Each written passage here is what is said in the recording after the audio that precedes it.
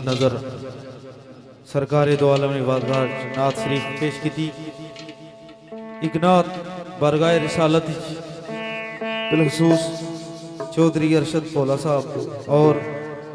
Chaudhary Saqib Liaquat, doctor रियाज साहब, इमरान मानी, चरमैन कासिम ताज, चौधरी नवीद सिकंदर, सदर बशारत हुसैन, चौधरी नवीद, चौधरी महबूब साहब, चौधरी शाम शानी और चौधरी वकार साहब और साढ़े भाई यूके ने बड़े अच्छे गाड़ा नवाजे शाहजेब साहब उन्हें नजर एक नात सरकारे दो आलम नी बारगाह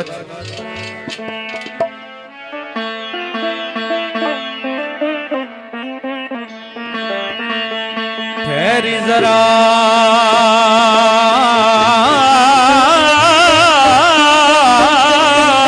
मदीने नू जान वालिया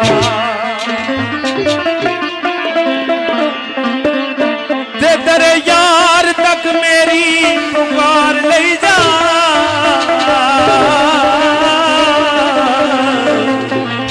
हो के आवा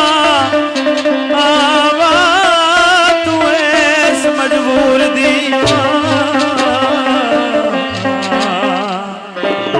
कमली वाले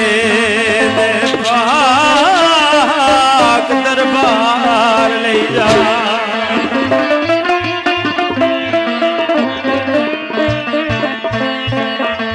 मेरे यार दे देश नू जान वाले